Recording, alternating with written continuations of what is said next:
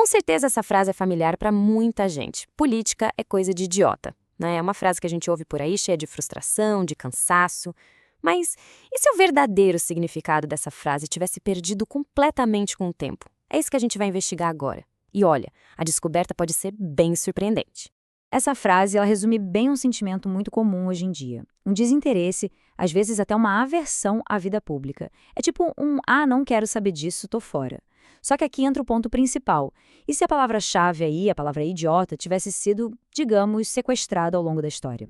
Beleza, então vamos fundo nisso. Para a gente entender o que essa frase quer dizer de verdade, a gente precisa fazer uma viagem no tempo. Vamos lá para a Grécia Antiga, que é onde está a resposta.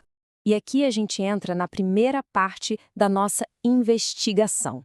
E olha, pode se preparar, porque o conceito original de idiota é, bom, o exato oposto do que a gente pensa hoje. Tá aí, na Grécia Antiga, o idiotas era exatamente a pessoa que hoje diria, eu não me meto em política. Era um indivíduo que vivia fechado no seu próprio mundo, sabe? Só se preocupando com a vida privada, com as suas coisas e ignorando completamente os assuntos da cidade, a vida em comunidade. Então, percebe a virada? É uma inversão completa de sentido. O que aconteceu foi basicamente um sequestro do significado da palavra.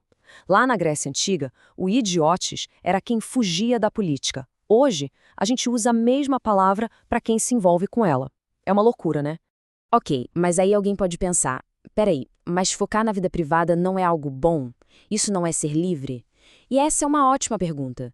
Isso nos leva para a próxima parte. Vamos comparar essas duas ideias de liberdade. De um lado, a gente tem a visão grega. Para eles, liberdade e vida pública eram quase a mesma coisa.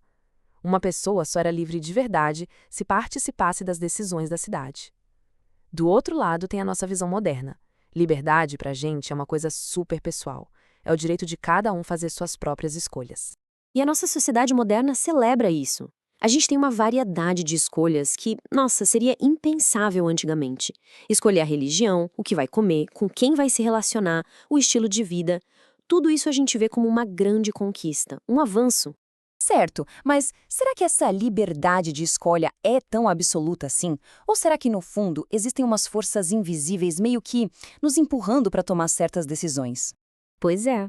A verdade é que mesmo quando a gente acha que está fazendo uma escolha 100% livre, na real, existem várias teias invisíveis nos moldando, forças que a gente muitas vezes nem percebe.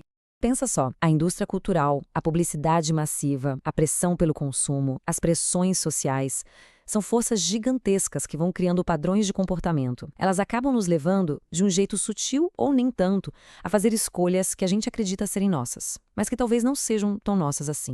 E aí que a gente volta para a política. Porque segundo essa visão do filósofo Renato Janine Ribeiro, a política seria exatamente isso.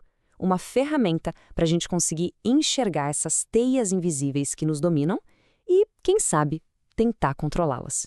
Um exemplo prático e ótimo para entender isso é a lei antifumo. Pensa bem, a lei não proíbe a pessoa de fumar. O que ela faz é proibir que a fumaça de digamos, invada o espaço do outro. Ou seja, é um exemplo perfeito de como uma decisão individual afeta o espaço que é de todo mundo. Para a gente entender de vez por que a política é algo inevitável, tem uma metáfora que é perfeita para isso: a da vida em condomínio. A ideia é a seguinte: a nossa vida não é uma domus, ou seja, uma casa totalmente privada e isolada. A gente vive num condomínio, um domínio compartilhado. Viver é, por definição, conviver. A cidade, o país, o planeta, tudo é um grande condomínio. E é exatamente por isso que a política, que é essa capacidade de criar regras para a convivência, se torna absolutamente essencial. E para ilustrar a mentalidade totalmente oposta a isso, tem essa história. Um filósofo conta que uma vez viu um caminhão com esse adesivo no para-choque.